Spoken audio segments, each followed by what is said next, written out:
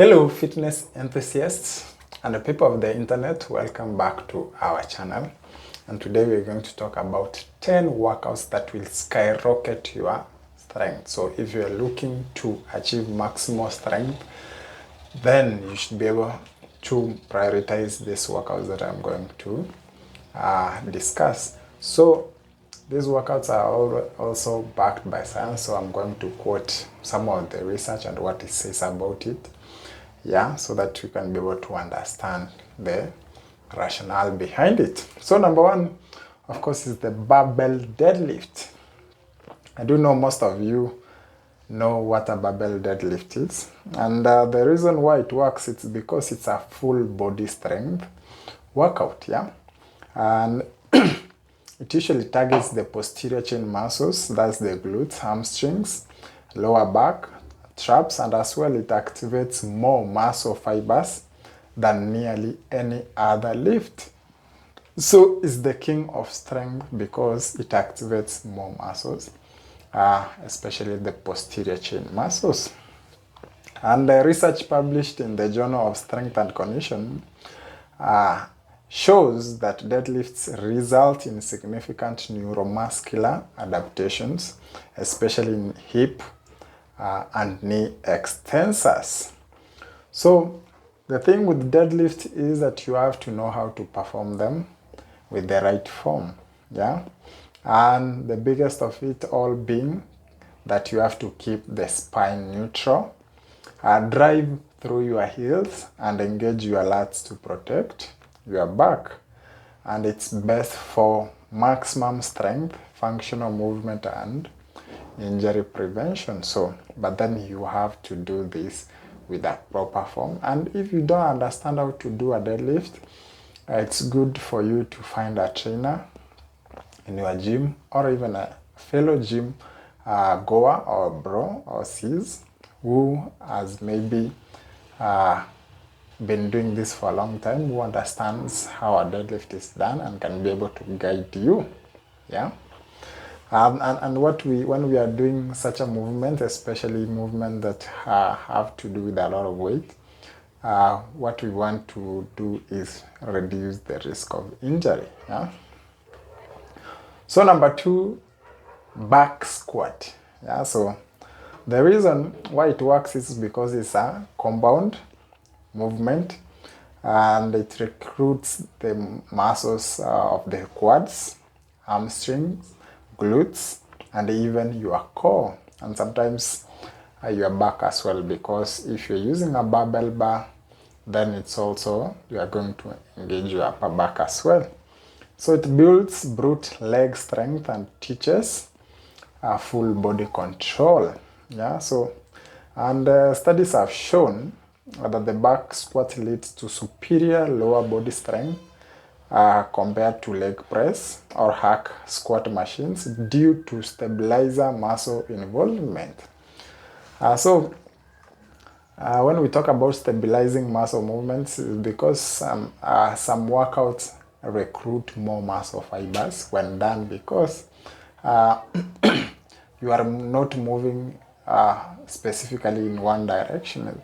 You see, when you are doing free weights, you are moving, your body has to adjust depending on how the weight is. If it's heavy, of course, you are going to lean a little bit forward and all this. So maybe if you need extra strength, so it's going to recruit more muscles to help you perform this task. So that's what you are saying, meaning your body is going to utilize more muscle fibers. So that's why we say it is a superior lower body strength compared to leg press, and that's because in leg press maybe you are isolating and you are using specific muscles only, because you are only moving in a certain movement, yeah, specific movement pattern. Yeah, so an exercise that is fixed, you are using a machine, so some muscles you lose a lot of stability because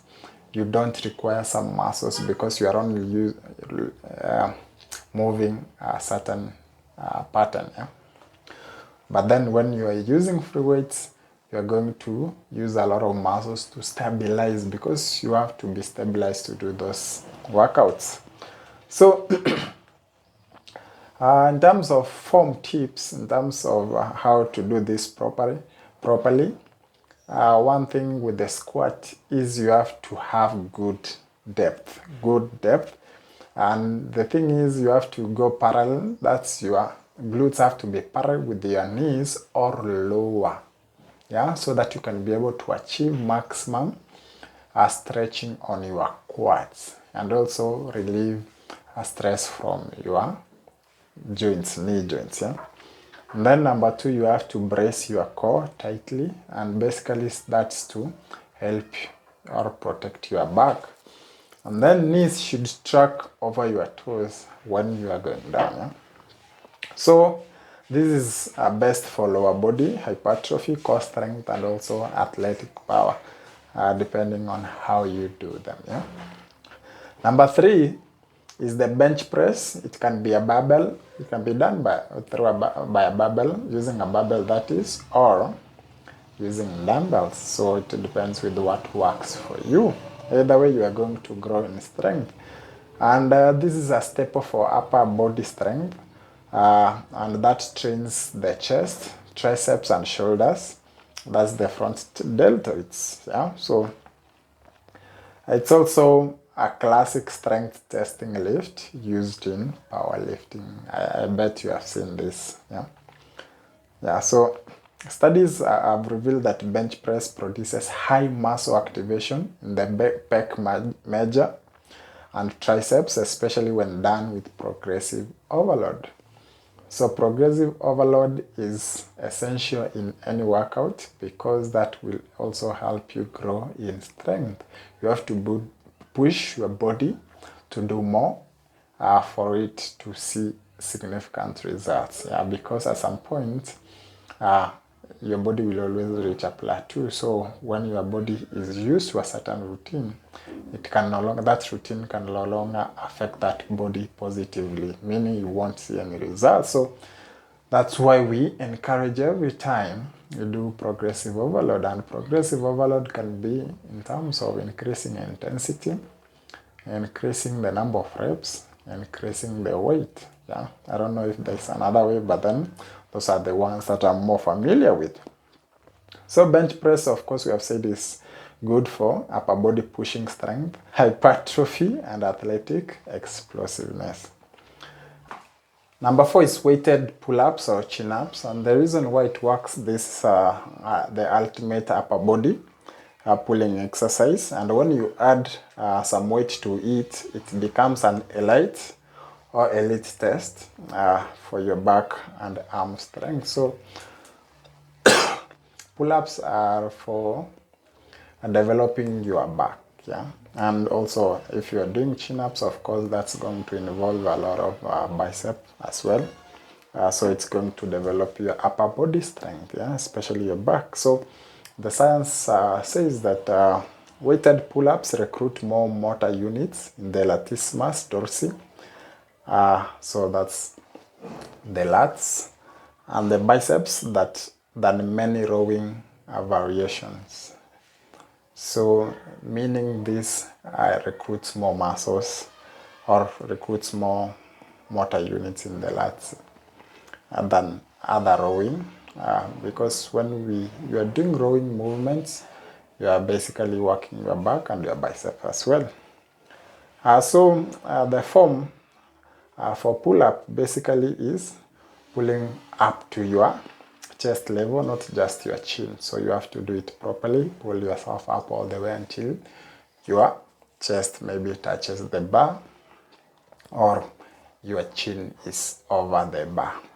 And you have to keep your core tight and prevent swinging. So when you are swinging, you are using a lot of energy. You're wasting a lot of energy that you could have put in pulling yourself up and gaining from that exercise. So you have to control, and also you have to use full range of motion for maximum effect. So meaning when you are going down, you have to stretch all the way until your arms are straight, and then pull yourself up. That's how you grow strength. But also the stretching effect has a hypertrophy effect on your lats as well. So it's usually best for lats, biceps, forearms, and also grip strength. So most people I realize they're not good at doing pull-ups. They don't have enough strength and also maybe grip power. So if you want to get good at this, you have to do this. You have to practice them more often. It's like doing push-ups. You have to, or burpees, you have to practice this on a daily basis, yeah? If you can. Number 5 is standing overhead press, what we call, you can use a barbell or dumbbells. And the reason it works, this vertical pushing movement strengthen your shoulders, triceps and core while balancing, while demanding balance and stability. So if you are standing, of course, you have to have a lot of stability and balance, because if it's heavy weight, then you see your center of gravity is very high. So the chances of you completing or doing it properly sometimes are very low because of that reason. So compared to seated pressing, standing overhead press activates more stabilizing muscles, particularly the abs and the lower back. That's why sometimes you might find some people don't like this, because it affects their lower back, because they are not that stable, especially if you are used to seated overhead press, then you are not stable enough. So that's why we encourage you to do some of these workouts when you are standing or using free weights, so that you can be able to stabilize enough, yeah. So you can use your barbell or a dumbbell, and so the thing is, number 1, you have to keep the wrists stacked over elbows, yeah. That's tip number 1. Number 2, engage your glutes and abs. Number 3, don't arc your back excessively, because that's going to bring a lot of pain, yeah. So it's usually best for shoulder strength, overhead stability, and also it improves posture. Number 6, barbell rows. You can also do T-bar rows if you can. And the reason why it works is it's an essential movement for building a thick and strong back. It balances pressing movements and helps with posture and shoulder health. So these are a rowing, a very good movement, and I like it. I always use it for my back workout, and I can do many variations depending on how I feel that day. And this is where I can be able to do a lot of progressive overload. So science shows that barbell rows show high activation of the traps, rhomboids, and lats, and it's essential for pulling strength and shoulder balance. So as you can see, when you are doing these bent over rows, or rather barbell rows, there's a high activation of many muscles in the back, yeah. So meaning it's a superior exercise compared to others as well. So in terms of a form, you have to hinge at the hips, not the lower back. So you have to extend your hips back, throw your glutes at the end, and then hinge, yeah.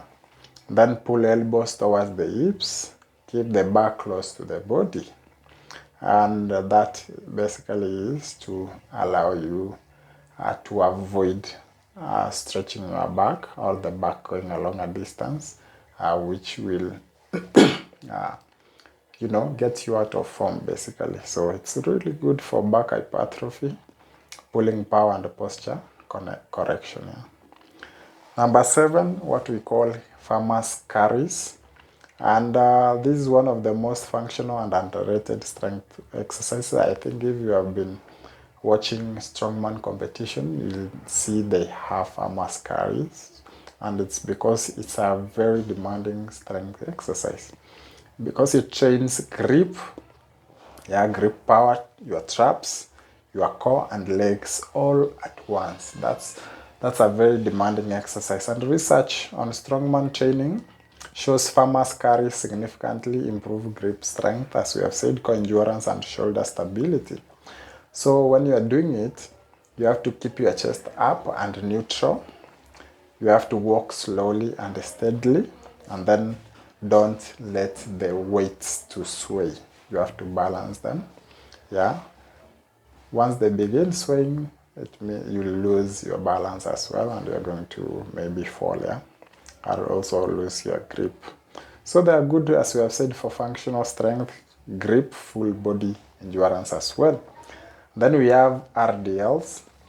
So RDLs are called Romanian deadlifts, and they are good for isolating and strengthening the hamstrings and glutes, which are crucial for explosive athletic power and injury prevention. So EMG studies confirm high hamstring activation during LDLs compared to leg curls, making them ideal for posterior chain muscle development.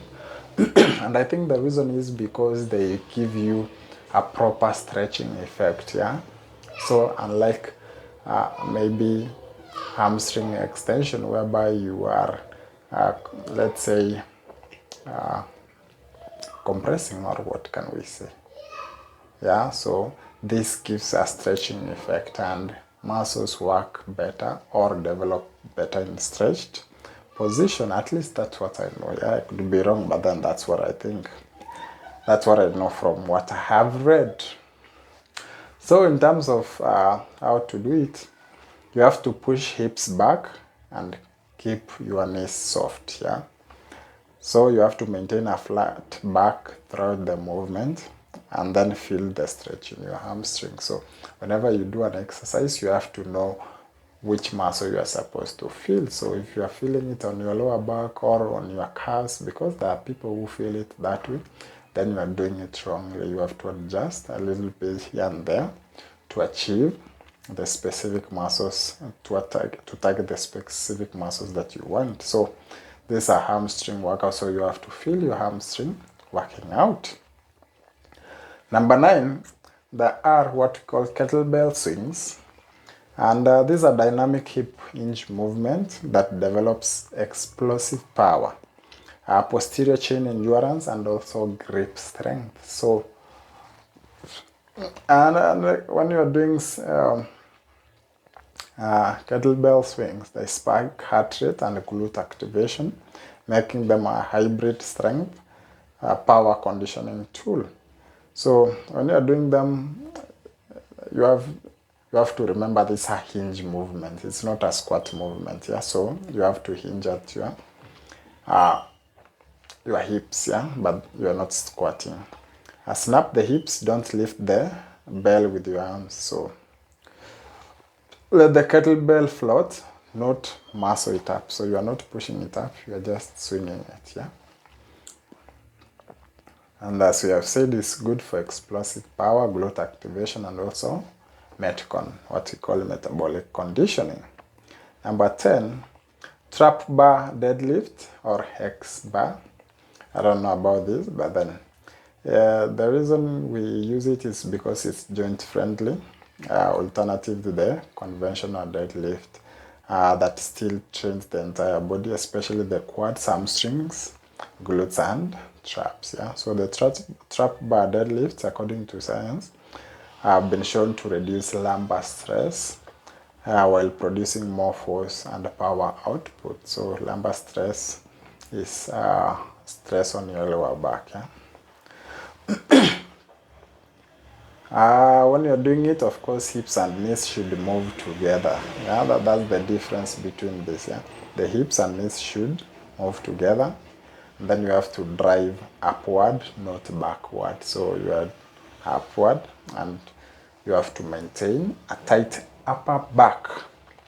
Yeah, so it's really good for power output, safer lifting, beginner friendly strength gains. Yeah, so it's really safe for beginners. Yeah, and also maybe people who have injuries and sort of. So